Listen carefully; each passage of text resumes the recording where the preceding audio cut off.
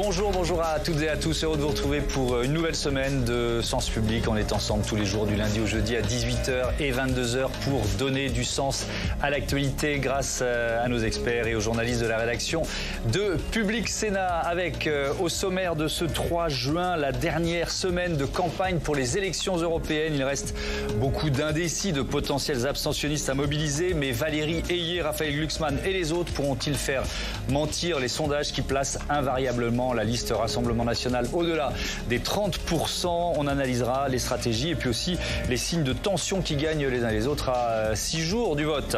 Et puis dans notre seconde partie d'émission, c'est un zoom sur un mariage de raison que je vous propose entre deux géants mondiaux réunis par la détestation du modèle occidental et des États-Unis.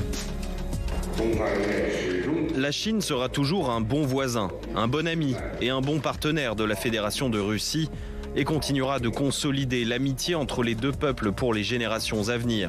La Chine est prête à travailler avec la Russie pour réaliser le développement et la revitalisation de leurs pays respectifs et défendre l'équité et la justice dans le monde. Chine-Russie, le partenariat stratégique est solide. Mais à qui profite-t-il? Vladimir Poutine est-il en train de devenir le vassal du président chinois? Cette alliance menace-t-elle la paix mondiale? On en débat dans 45 minutes.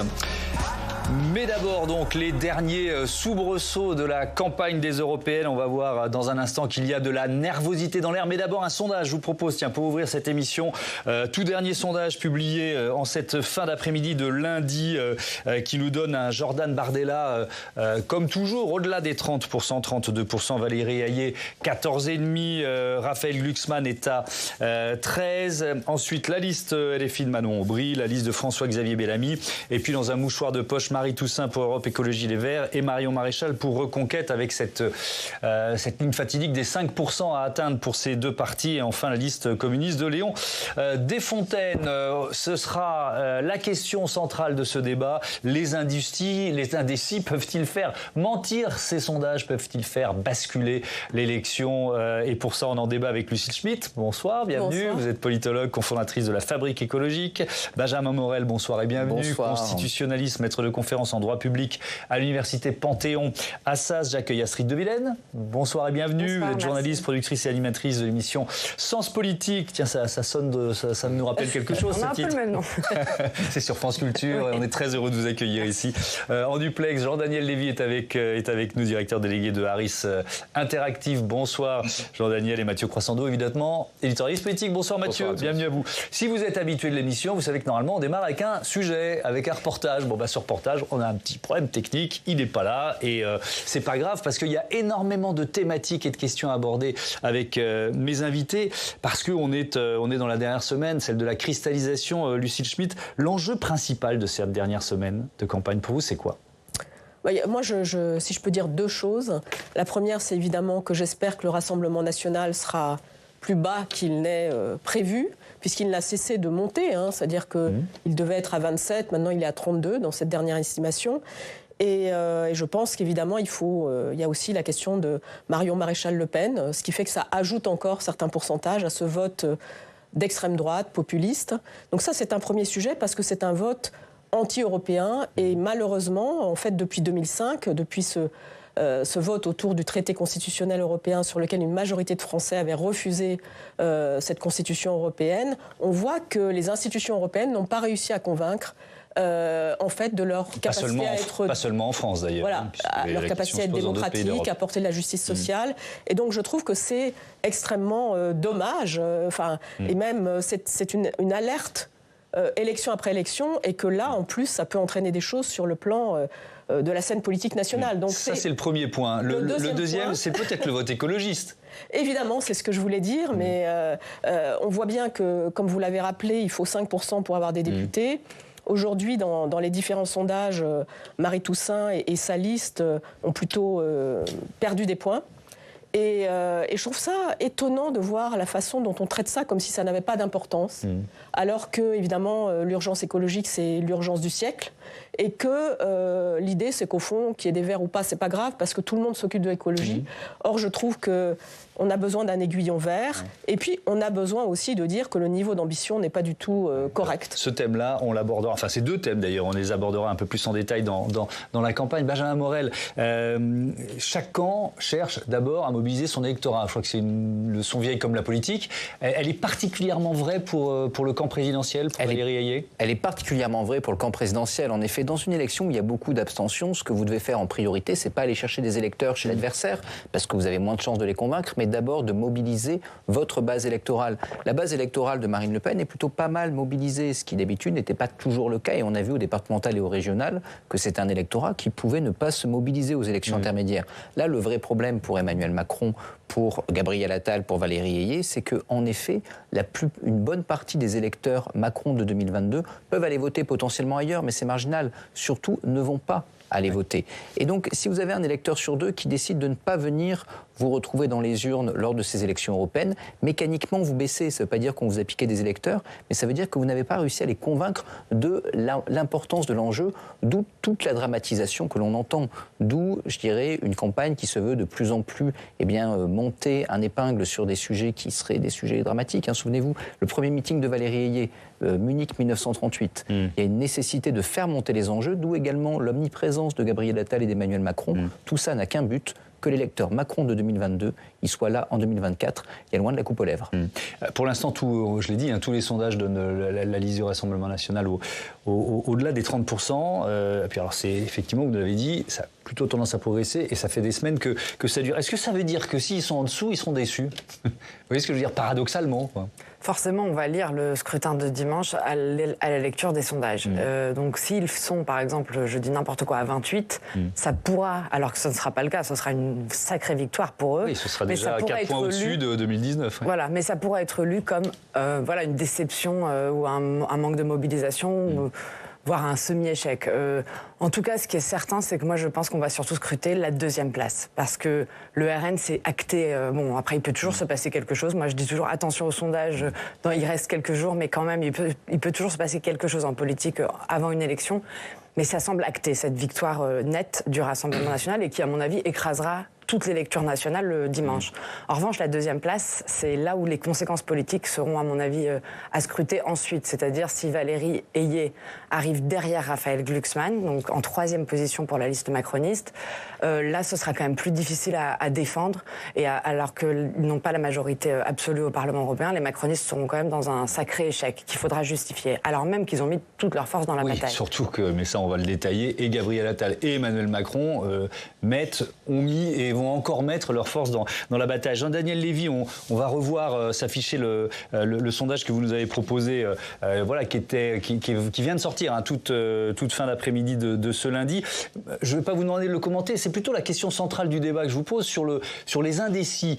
On dit quoi, un tiers d'indécis encore, et est-ce qu'ils peuvent faire basculer le résultat encore aujourd'hui ? Alors on dit oui, un tiers d'indécis, un peu moins d'un tiers d'indécis. Plus on se rapproche de l'élection, évidemment, moins il y a d'indécis. Est-ce qu'ils peuvent faire basculer le résultat ? A priori, la première place semble aujourd'hui promise au Rassemblement national. Cela a été dit par les différentes personnes qui étaient présentes sur votre plateau. Il y a aujourd'hui un enjeu, effectivement, de savoir qui peut arriver en deuxième position. Il n'y a aucune enquête qui, jusqu'à présent, n'a donné Raphaël Glucksmann en position de pouvoir être le deuxième de manière absolument certaine. Il y a eu deux phases, une progression tendancielle de Raphaël Glucksmann dans les différentes enquêtes, et puis une forme de plateau qui semble aujourd'hui être tenu depuis quelques semaines, avec un niveau qui fluctue entre 13 et 15%, mais à aucun moment en étant devant la liste soutenue par le président de la République. Certainement que c'est cette part d'indécision qui peut être amenée à jouer, les questions d'électorat différentiel qui peut être de nature à pouvoir se déplacer ou pas pour aller voter. Et on voit bien tous les efforts qui sont faits aujourd'hui de la part de la majorité.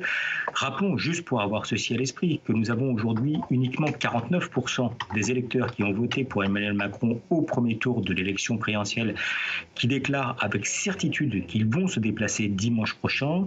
Et en comparaison, nous avons 60% des électeurs qui avaient voté pour Marine Le Pen. Donc un écart de 11 points, ce qui est absolument considérable, ce qui n'est pas forcément de la part de l'électorat d'Emmanuel Macron une forme de profond rejet du président président de la République, mais d'une absence d'envie d'apporter son soutien au président de la République. Donc la surprise pourrait éventuellement être là. Alors, on va voir effectivement qu'il y a une mobilisation, une nervosité dans le camp présidentiel, puisque l'une des images, voire l'image du jour, c'est Gabriel Attal qui s'invite dans un débat auquel participait Valérie Hayet dans l'auditorium de Radio France. Mathieu, c'est ce qui vous a marqué ce matin, cette nouvelle péripétie de campagne pour la candidate? Oui, parce que c'est une scène à la fois qui en dit long et qui ne dit rien de bon. Il est 9h09 ce matin à la maison de la radio. Valérie Hayet est en train de participer à une matinée spéciale qui voit se succéder 12 candidats pour 20 minutes chacun sur le plateau de France Info, quand tout à coup, surprise, le Premier ministre qui sortait de la matinale décide de passer une tête sur le plateau. Regardez. J'ai un invité un peu spécial que vous connaissez bien, Valérie. Je crois que je le connais un peu, oui. C'est le Premier ministre de la France, Gabriel Attal. Salut, Monsieur le Premier ministre. Salut Gabriel. Ça va, tu vas bien? Ouais, très bien. Bonjour, vous allez bien? Bonjour, ça va? Bonjour, je suis désolé, je fais irruption sur la scène. Monsieur le Premier ministre. J'étais en interview juste au-dessus à l'instant. C'est complètement imprévu. On m'a dit que Valérie était là, et donc je suis venu d'abord pour voir Valérie. On passe beaucoup de temps ensemble en ce moment. Vous êtes un peu inséparables, oui. Oui, et puis surtout, je suis venu adresser un message parce qu'on m'a dit qu'il y avait beaucoup de jeunes. Effectivement, je les vois, et c'était très important pour moi de venir vous dire un petit mot, venir encourager Valérie. Vous nous laissez l'interroger. Je vous laisse avec elle. Ça a duré plusieurs minutes. On la sent évidemment mal à l'aise, Valérie Hayet. Oui, je trouve que c'est une séquence terrible pour Valérie Hayet, qui est déjà en difficulté dans cette campagne, parce qu'on imagine bien l'idée disruptive du Premier ministre qui aime comme son mentor Emmanuel Macron être là où on l'attend pas, aller au contact, comme on dit, hein. L'occasion de faire le buzz et de filer un coup de main à sa candidate. L'occasion aussi peut-être de montrer qu'il mouille la chemise, lui qui a tellement traîné les pieds pour faire campagne selon l'Élysée. Mais patatras, je trouve que la séquence produit exactement l'inverse de l'effet recherché. Non seulement le happening du Premier ministre, on vous a épargné la totalité. Oui, ça dure longtemps. Il lui a quand même bouffé 20% de son temps de parole à Valérie Hayet. Mais en termes d'image, je trouve que c'est calamiteux pour la candidate. Elle ressort infantilisée. Vous savez à quoi ça m'a fait penser? À l'école des fans, quand Jacques Martin invitait sur scène des parents d'un enfant intimidé qui sait pas bien chanter ou cause pas bien chanter. Et je trouve que la semaine dernière déjà, vous savez, sur BFM TV, on a vu la candidate qui bottait en touche sur certains sujets et qui se faisait du coup railler par Jordan Bardella qui disait passez donc un coup de fil à un ami, appelez donc le ministre de la Défense, appelez donc le ministre de la Justice, le ministre de l'Intérieur.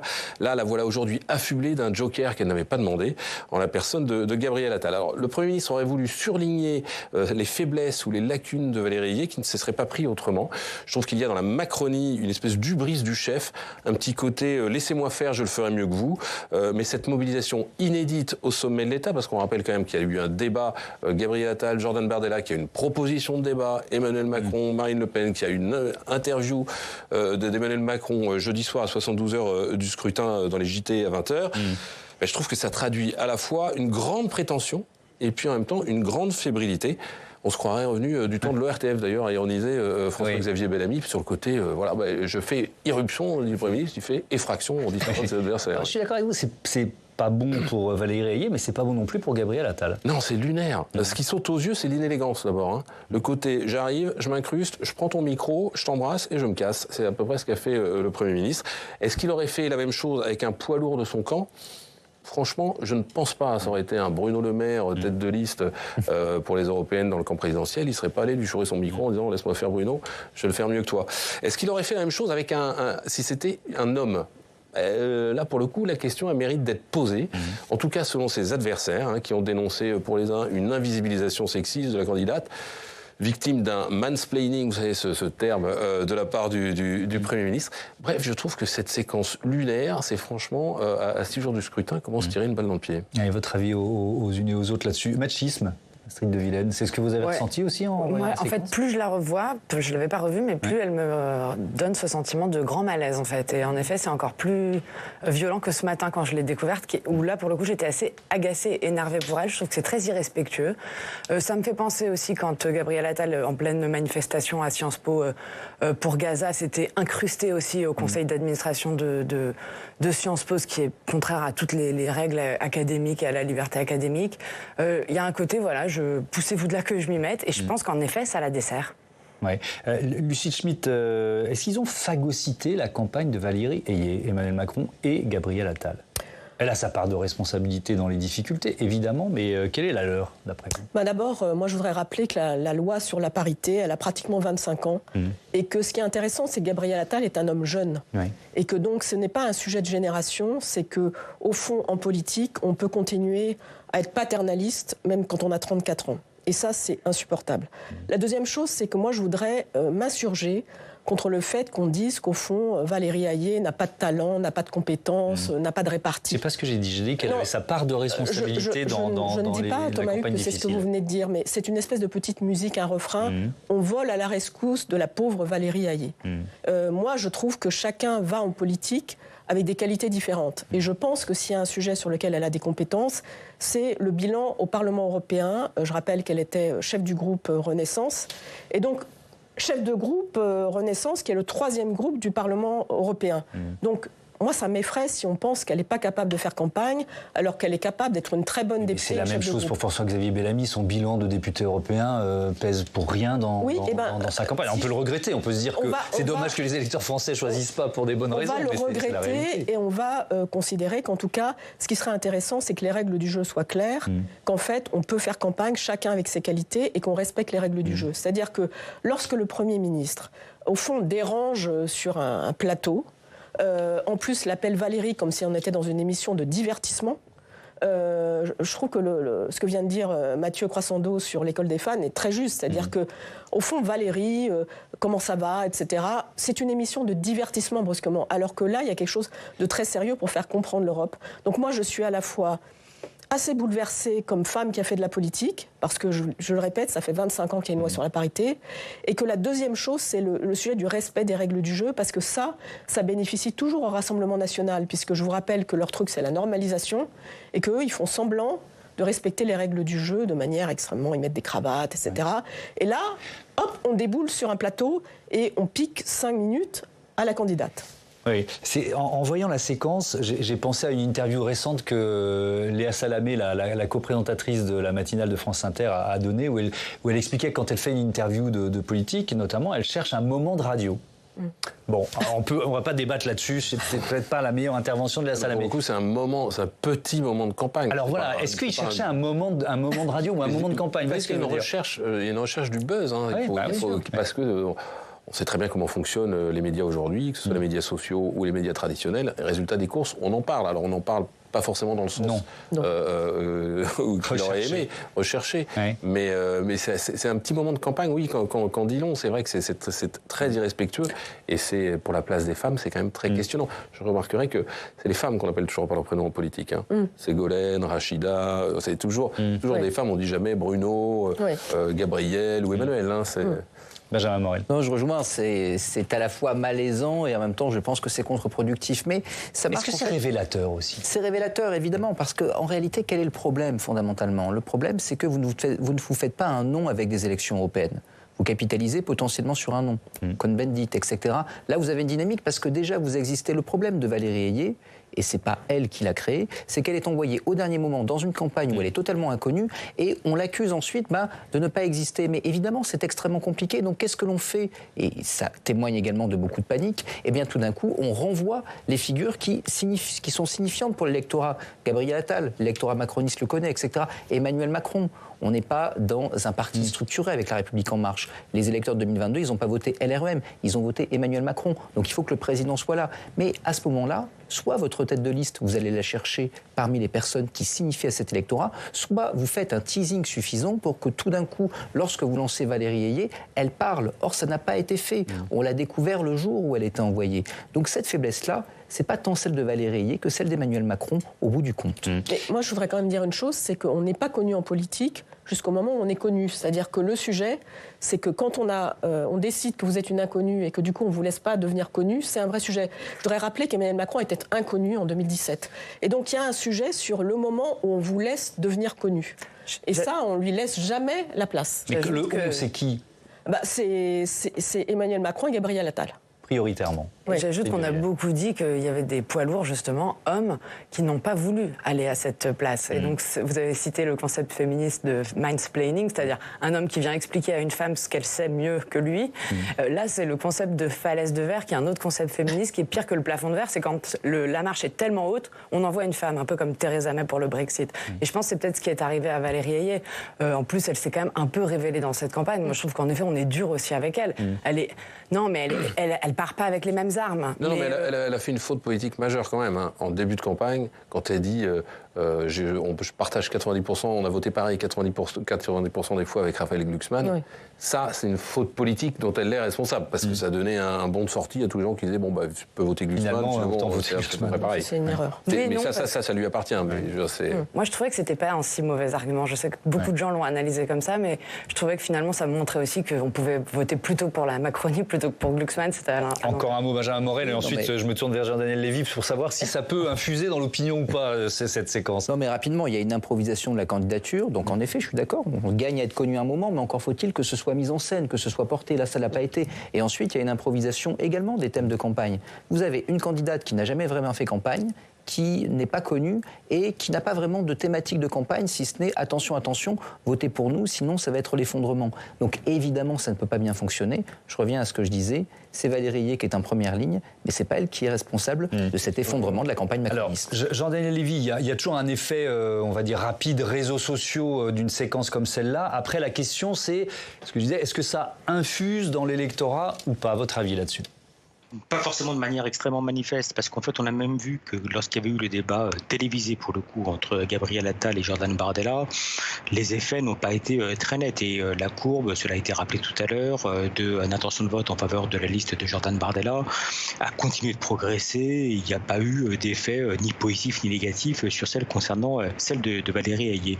On peut peut-être rappeler d'ailleurs que parfois, le poids de la tête de liste apparaît comme étant relativement relatif. Si on se rappelle des dernières élections européenne, sans vouloir évidemment injurier Nathalie Loiseau, qu'elle n'était pas forcément très connue avant la campagne, pas forcément extrêmement identifiée dans le cadre de la campagne, et que les électeurs qui avaient voté à l'époque pour la liste qu'elle conduisait, c'était notamment parce qu'elle était soutenue par Emmanuel Macron, parce que le propos à l'égard de l'Europe apparaissait comme étant relativement clair, et parce qu'Emmanuel Macron avait été le seul candidat sous la Ve République à avoir fait distribuer des drapeaux européens dans le cadre de sa campagne nationale. Donc il n'y avait pas forcément une corrélation complète entre l'image de la tête de liste et le comportement électoral par la suite. Oui, il y avait non, si je vous entends, il y avait des constantes de fond dans l'électorat qui ne sont pas du tout les mêmes qu'aujourd'hui, quoi. Absolument. Et puis aujourd'hui, un électorat qui a du mal à considérer que Emmanuel Macron a véritablement été efficace au niveau européen depuis 2017, qu'il y avait eu de véritables avancées. Et puis une partie d'un électorat qui est plutôt issu de la gauche, qui est un peu déstabilisé, pas forcément sur les questions européennes, mais également sur des enjeux nationaux. On peut penser à la loi sur les retraites, on peut penser à la loi immigration, et on peut penser plus récemment à toutes les mesures sociales ou relatives aux chômeurs qui ont été annoncées par le gouvernement. Alors, juste sur la notoriété, Jean-Daniel a raison. Nathalie Loiseau n'était pas tellement plus connue que Valérie Ayé, et la notoriété pour les élections européennes, c'est pas si important que ça d'une certaine façon. Rappelez-vous qui a gagné en 2019 ? Jordan Bardella, qui était un absolu inconnu pour 90% des Français, qui est arrivé troisième, Yannick Jadot, qui n'était pas très très connu non plus de l'ensemble de l'opinion publique.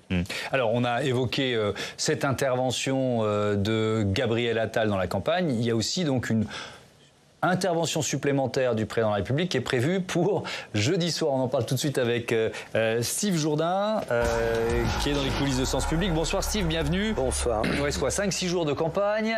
Et donc on a appris, ça fait partie des infos de ces dernières 24 heures, qu'Emmanuel Macron va s'exprimer. On sera à la veille de la clôture de la campagne officielle. Oui, mais rassurez-vous Thomas, il ne s'agit pas du tout d'une intervention électorale, n'a rien à voir selon l'Élysée. Non, à partir de mercredi, vous le savez, on célèbre l'anniversaire du débarquement en Normandie, jeudi après-midi.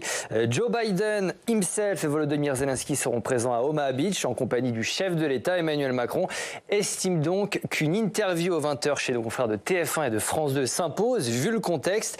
Le chef de l'État parlera évidemment des cérémonies du débarquement, mais aussi, nous dit-on, du conflit en Ukraine et du conflit à Gaza. C'est ce qu'on peut lire dans un communiqué publié par nos confrères de TF1 et de France 2. Si cette interview ne vous intéresse pas, Thomas, vous pouvez évidemment évidemment changer de chaîne, mais il faudra être agile, très agile, parce que cette interview sera diffusée simultanément en direct sur France Info, franceinfo.fr, France Télé, TF1 bien sûr, et LCI. Et les oppositions ne regarderont pas forcément cette intervention. Elles sont en tout cas unanimes pour la dénoncer sur X, ex-Twitter. Éric Ciotti a annoncé que le parti LR allait saisir l'Arcom. Il demande à ce que les oppositions puissent bénéficier du même temps de parole. On rappelle que depuis mi-avril, le principe en vigueur, c'est l'équité du temps de parole. Raphaël Glucksmann, candidat PS Place Publique, annonce lui aussi qu'il va saisir l'Arcom. Écoutez-le.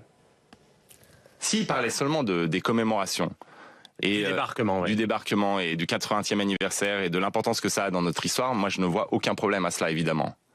Mais ils annoncent déjà qu'il va évoquer la situation internationale et qu'il va parler des européennes. Mais à 3 jours du scrutin, mais dans quel pays européen ça pourrait se passer comme ça ? Bon, on l'a compris, l'Arcom va avoir du boulot. Rappelez-nous les règles en matière de décompte du temps de parole du chef de l'État. Le principe est simple, rappelle l'Arcom. À chaque fois qu'Emmanuel Macron évoque les élections européennes, ce temps de parole est décompté de celui de la candidate de la liste de la majorité, Valérie Ayé. Vous en souvenez peut-être, fin avril, le chef de l'État avait prononcé un discours à la Sorbonne sur le thème de l'Europe. L'Élysée nous disait alors, mais non, ce n'est pas un discours de campagne, c'est une parole de président. Je mets des guillemets autour de ça, bien évidemment. L'Arcom n'était pas de cet avis. L'ensemble de l'intervention avait été comptabilisé.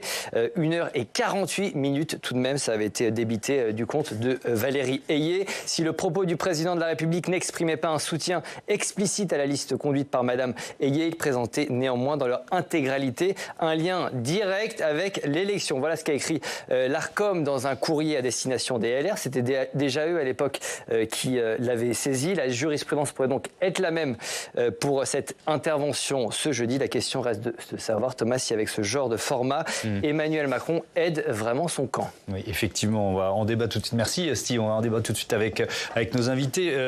Benjamin Morel, peut-être et déjà, on peut rappeler qu'Emmanuel Macron n'est pas le premier président de la République à s'inviter dans une campagne hors présidentielle. Et évidemment, il y avait quoi, une espèce de règle de neutralité, de fausse neutralité, d'hypocrisie de neutralité? Comment vous fausse neutralité, ça? vous savez, la règle qu'on vient d'exposer, c'est une jurisprudence de 2008, jurisprudence Hollande, pas président de la République, mais chef de l'opposition, qui attaque à l'époque le temps de parole de Nicolas Sarkozy, qui en effet intervenait dans le cadre des campagnes. Donc c'est pas si nouveau. Et on a toujours ce problème de manière structurelle. Et l'Arcom a toujours le problème de savoir, est-ce que ça rentre dans le cadre de la campagne, avec notre président de la République un peu Janus, une face qui est une face, je dirais, d'incarnation de l'unité de la nation dans le cadre des commémorations, et en même temps un chef de l'État qui est le chef officieux de la majorité.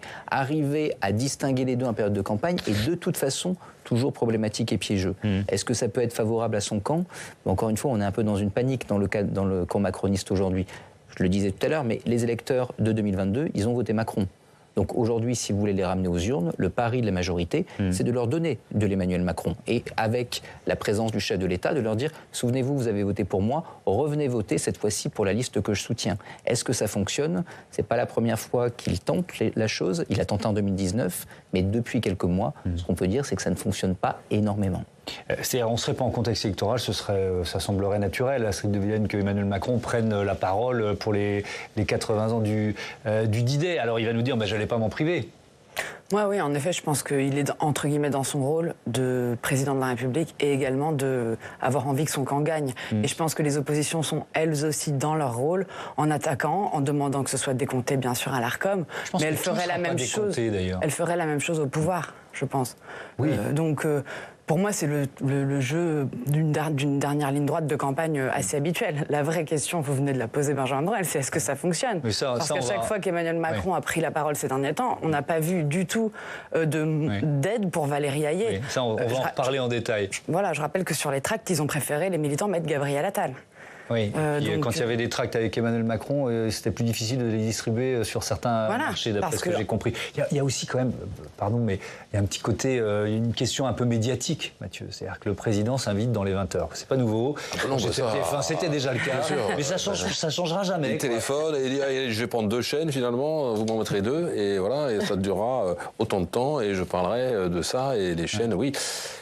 C'est la tradition française, alors on peut la déplorer, et c'est vrai qu'il s'inscrit pour le coup dans les chaussons de ses prédécesseurs, parce qu'ils ont absolument tous fait ça. Là où je rejoins Astrid, c'est que d'une certaine façon, il se voit peut-être plus beau qu'il n'est, Emmanuel Macron. Il a été très doué pour faire ses grands débats, pour faire des grands entretiens, où il arrive à retomber sur ses pieds, à faire 3 pirouettes, mais il a quand même un peu perdu le mojo depuis quelques semaines, quelques mois. On l'a vu, vous savez, face aux agriculteurs, ça n'a pas tellement marché. En Nouvelle-Calédonie, ça n'a pas tellement marché. Il y a quelque chose qui ne prend plus. Les interviews qu'il a données récemment n'ont pas forcément imprimé. Le discours sur l'Europe n'a pas fait bouger une ligne. Bref, il y a quelque chose qui s'est rompu dans le charme. Moi, j'y vois, Lucie Schmitt, peut-être une session de rattrapage d'Emmanuel Macron, justement après le discours de la Sorbonne, le discours de la Sorbonne 2, qui était en fin de matinée, début d'après-midi. Enfin bon, l'audience d'un discours comme celui-là, même si les chaînes d'infos l'ont transmis, c'était, et même si ça a duré 1h50, c'était très faible. Donc, à mon avis, il va nous dire la même chose, mais à un horaire de grande écoute. Oui, sauf que vous venez de le dire, s'il parle trop d'Europe, ça sera complètement décompté, donc c'est un problème. Donc il ne peut pas faire seulement un discours sur l'Europe, ça a été évoqué tout de suite. Après, moi je voudrais insister sur une chose, c'est que je pense que s'il y a une chose dont on peut créditer Emmanuel Macron, c'est d'une conviction européenne et de l'envie de peser sur le cours de l'Europe. Et par rapport à 2019 qu'on évoquait, sur lequel Benjamin Morel disait au fond ça avait marché, il s'est passé beaucoup de choses depuis 2019, et notamment la guerre en Ukraine. Et du coup, le sens du projet européen est assez différent maintenant, et Emmanuel Macron a assez bien parlé, je trouve, de cette question de la guerre. Alors on peut en discuter, mais en tout cas... D'ailleurs, il en a fait, pardon de nous interrompre, le premier thème structurant de cette campagne des Européennes et de ce discours est repris dans la stratégie Macron-Attal-Hayé. Il y a clairement la dramatisation des enjeux autour de la guerre. Et c'est une dramatisation qui correspond à la réalité. Donc, est-ce qu'on n'a pas aussi une difficulté, nous électeurs, nous Français, à nous dire qu'au fond, aujourd'hui, le projet européen, c'est un projet qui doit faire face aux dangers du monde, différemment de 2019. Je rappelle qu'en 2019, au fond, ce qui est sorti des élections, c'était un pacte vert européen qu'aujourd'hui est largement renié, si ce n'est par une partie de la gauche, et qu'au fond, l'Europe, elle va davantage vers la question de la stratégie, de la guerre, éventuellement l'élection de Donald Trump, etc. Donc, il y a un sujet aussi sur le fait que l'Europe est, au fond, plus incertaine, plus inquiétante aujourd'hui. Et il n'y a pas seulement la question d'Emmanuel Macron repoussant. Il y a aussi le fait que nous sommes démunis face aux incertitudes du monde. Alors, je pense qu'Emmanuel Macron peut en parler avec talent, mais je pense que ça pose un problème de timing. Moi, je ne serais pas tout à fait d'accord sur ce qu'a dit Astrid de Villene sur le fait que c'était normal. Je pense que le timing fait qu'au fond, on va retenir la forme, et que malheureusement, on ne retiendra peut-être pas le contenu dont je pense qu'il peut être intéressant. Et ça, c'est un sujet parce que personne ne parle aussi bien, je trouve, qu'Emmanuel Macron, souvent du projet européen. Et puis alors, ça va être un casse-tête pour les médias qui l'auront diffusé. Si effectivement l'Arcom, il va falloir que l'Arcom prenne sa décision rapidement, et qu'on décompte le temps de parole consacré vraiment à l'Europe et aux élections pour qu'il soit donné d'une façon équitable aux autres candidats. Je me tourne vers vous, Jean-Daniel Lévy, parce que le dernier baromètre Odoxa qu'on a diffusé ici nous disait, la question c'était Emmanuel Macron est-il un bon président de la République ? Il y a encore 33% des Français qui répondent oui. Bon, donc je voudrais comprendre, que vous l'expliquiez encore, le décalage entre ce socle, cette popularité et ce que disaient les uns et les autres. C'est-à-dire, c'est pas parce qu'Emmanuel Macron va prendre la parole jeudi à 20h que ça va forcément faire bouger, je dis pas que ce sera le cas, mais que ça pourrait faire bouger une ligne en faveur de Valérie Ayé. Expliquez-nous ce paradoxe. Déjà, on peut apprécier plusieurs personnes. C'est-à-dire qu'on peut, dans un même élan, déclarer qu'on apprécie Emmanuel Macron, mais qu'on peut aussi, dans un même élan, apprécier Raphaël Glucksmann, voire Marie Toussaint ou François-Xavier Bellamy en fonction de son positionnement politique. Et le jour où on doit déposer le bulletin dans une urne, on ne peut choisir qu'un seul bulletin. Donc il y a forcément cette forme de déconnexion entre opinion et comportement électoral. Le deuxième aspect, c'est qu'il peut très bien y avoir une forme de confiance qui peut être exprimée, mais dans un même élan, pas suffisamment de manière marquée pour pouvoir se dire ça doit se transformer en comportement électoral. Et là, il y a peut-être une question d'envie d'apporter un soutien à l'égard du président de la République, c'est-à-dire le respecter, considérer que c'est le président des crises, considérer qu'il n'a pas forcément trahi, contrairement à ce que peut penser l'électorat de gauche à l'égard de François Hollande si on fait une comparaison, mais que le moteur qui amène à se dire il faut ou ça vaut le coup de me déplacer pour aller voter n'est pas suffisant. Et puis il y a peut-être une troisième dimension qui à mes yeux est essentielle, c'est que en 2019, la peur du Rassemblement national était bien plus importante que celle qui existe en 2024. Ça avait été un des moteurs, et notamment en fin de campagne électorale, du vote en faveur de la liste qui était conduite par Nathalie Loiseau, donc c'est-à-dire soutenue par le président de la République, éviter que le RN arrive en première position, limiter son poids au niveau maximal. Et à l'heure actuelle, même lorsque vous interrogez les électeurs qui sont proches d'Emmanuel Macron, l'idée de se dire il faut tout faire pour contrecarrer la puissance du Rassemblement national est beaucoup moins importante. On avait déjà eu des indications à l'élection présidentielle. On se rappelle qu'il y a une croissance de l'abstention entre le premier tour et le deuxième tour de la dernière élection présidentielle, voire même aux dernières élections législatives, où on avait pu voir qu'il n'y avait pas eu de surmobilisation dans les circonscriptions dans lesquelles il y avait une confrontation entre un candidat de la majorité présidentielle et un candidat du Rassemblement national. Alors on va justement ouvrir un chapitre consacré au Rassemblement national, la liste menée par Jordan Bardella. Il tenait son dernier meeting de campagne hier ce dimanche à Paris. Mot d'ordre, ne vous abstenez pas. La France a besoin de vous. Alors ne vous abstenez pas. Ne vous abstenez pas et allez voter. C'est votre devoir de patriote. Dimanche prochain, s'abstenir, c'est voter Macron. Dimanche prochain, se disperser sur d'autres listes, c'est renforcer Macron. Benjamin Morel, a priori, les électeurs du Rassemblement national sont les plus sûrs de leur vote. C'est les plus sûrs de leur vote. Mais quand même, il y a ce risque de démotivation ou démobilisation de dernière minute. Oui, voire même de chanter la victoire un peu trop vite et de finalement juger que pour une fois, il fait beau dimanche. Donc, on n'y va pas. Si vous laissez ce qui est passé, encore une fois, au départemental et au régional. Oui. Chat chaud des crins lourds au Rassemblement national. Souvenez-vous, on promettait au RN 2 voire 3 régions. Finalement, il n'y en a eu aucune à la fin. Donc, évidemment, la question de la mobilisation est extrêmement importante parce qu'à l'époque, ce qui a manqué au RN, c'est de la mobilisation. Ces électeurs ne sont pas venus. Donc même si aujourd'hui les sondages sont plutôt flatteurs, il faut clamer à l'électorat qu'il doit aller voter, sinon c'est des gueules de bois. Lucille Schmitt, c'est un scrutin, les européennes, c'est un scrutin traditionnellement favorable aux listes nationales populistes, on peut dire ça comme ça, parce que c'est vrai en France, mais dans d'autres pays d'Europe. Ce scrutin-là est particulièrement favorable aux listes nationales populistes. On voit bien ce qui se passe en Allemagne autour de l'AfD. Et là, il y a quelque chose qui se passe en Allemagne qu'on n'a pas assez commenté. Les Verts allemands, par exemple, avaient fait 20% en 2019. Là, ils sont autour de 15%. L'AfD progresse énormément, va multiplier par 2 son nombre de députés. Donc, il faut mesurer que ce n'est pas seulement français, vous avez raison de le dire. On voit aussi qu'Ursula von der Leyen courtise, d'une certaine manière, Giorgia Meloni, la présidente du Conseil italienne, qui est une populiste, parce qu'elle se dit qu'elle va faire peut-être être une faiseuse de reine.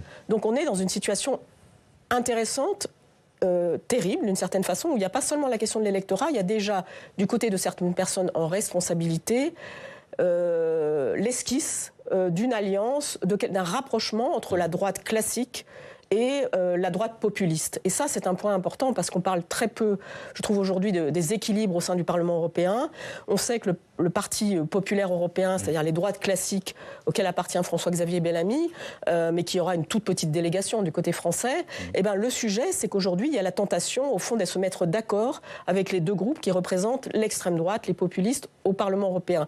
Alors que dans le Parlement actuel, ce qui s'était passé, c'était plutôt une forme d'alliance entre des partis pro-européens et le Parti populaire européen y appartenait, mais autour de Renaissance, parti auquel appartiennent les macronistes et qu'ils dirigeaient, c'est-à-dire qu'on voit au fond un centre qui évolue vers la droite et l'extrême droite, et ce qui va évidemment entraîner un basculement en termes politiques.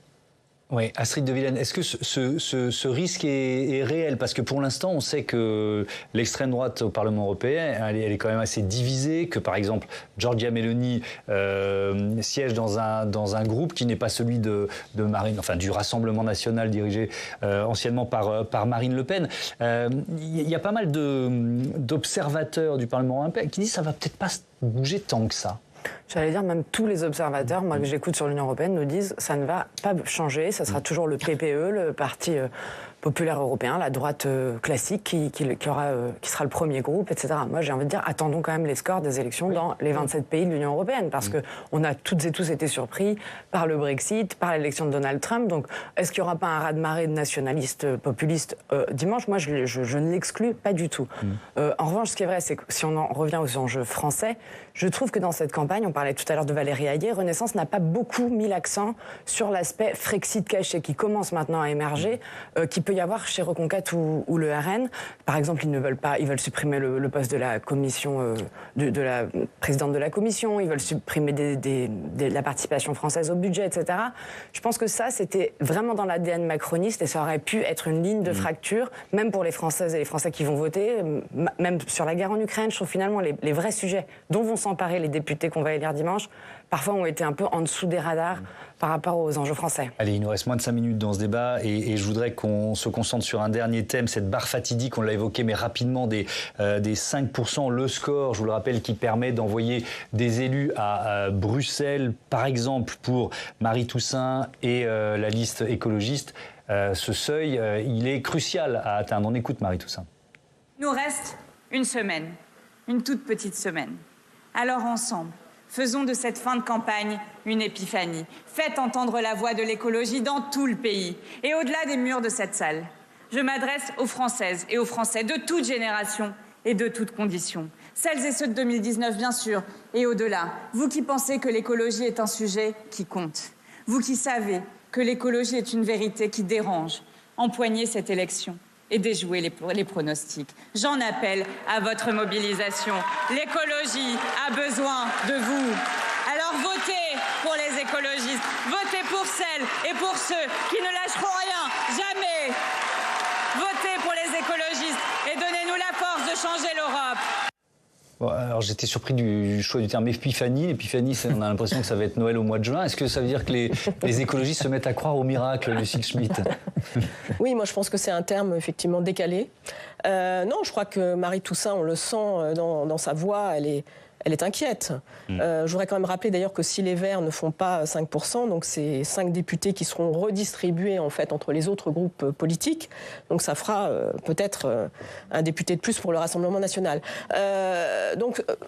Oui, il y a de quoi s'inquiéter quand d'habitude les écologistes font des scores assez élevés aux élections européennes. Ils sont en général très mauvais à la présidentielle et assez bons aux élections locales et aux élections européennes. Donc comment est-ce qu'on peut l'expliquer ? Bon, une campagne qui n'a pas été convaincante, on ne retient pas un thème en fait de cette campagne. Et puis il y avait un vent de face assez violent. Et puis un vent de face très violent avec les agriculteurs. Et le fait que tout le monde dit maintenant qu'il est écologiste et que ça, du coup, si on ne s'intéresse pas vraiment au contenu des choses et à la complexité des enjeux, on peut se dire, si je vote pour Raphaël Glucksmann, au fond, à la fois je vote pour une liste qui a plutôt le vent en poupe, et puis et je vote vert, ou on vote pour, si on préfère l'AFI, on dit, je vote pour une liste plus à gauche et qui fait aussi de l'écologie. Alors que je crois que ce qui est important, c'est que symboliquement, si les Verts font moins de 5%, je le disais tout à l'heure, et qu'en même temps, on voit que les chiffres sont extrêmement mauvais sur les questions de biodiversité, sur les questions de climat, ça veut dire quelque chose sur notre détermination à passer à l'acte. Oui. Jean-Daniel Lévy, où sont passés les électeurs de Yannick Jadot 2019 ? Est-ce qu'ils sont partis majoritairement chez Raphaël Glucksmann, enfin, selon les sondages ?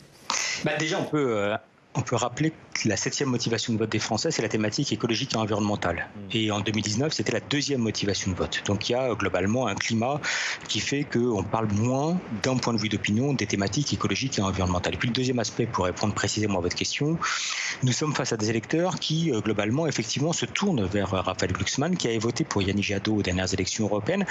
Mais à peu de choses près, ils disent, on a l'impression de retrouver à certains égards Yannick Jadot, c'est-à-dire une personnalité qui donne le sentiment qu'il est clairement engagé au niveau européen, dont on a entendu parler au cours des 5 dernières années, qui lorsqu'il nous parle pas tellement des grandes thématiques nationales ou des grands enjeux de politique nationale, mais beaucoup plus de ce qu'il est possible de pouvoir faire au niveau européen. Et quand on interroge les électeurs, ils nous disent globalement, on a toujours entendu Raphaël Glucksmann dire que l'Europe peut faire quelque chose, que l'Europe peut porter une sorte d'image de la France au niveau international, notamment autour des thématiques qui peuvent être celles relatives à ce que peuvent être les droits de l'homme, et on sait que les Français y sont profondément attachés. Donc on a globalement une forme de social-écologie qui existe structurellement dans la société française, et que cette année, celui qui arrive à le mieux, entre guillemets, incarner ça reste Raphaël Glucksmann. Merci beaucoup, merci à tous ici et en duplex. Je vais rappeler les titres de vos livres. Lucile Schmitt, Emmanuel Macron à Contretemps, livre publié aux éditions Bayard. Benjamin Morel, La France en miettes, c'est aux éditions du Cerf. Et Astrid de Villaine, on vous écoute évidemment sur France Culture. Merci encore une fois à tous d'avoir participé à cette émission et à bientôt sur Public Sénat.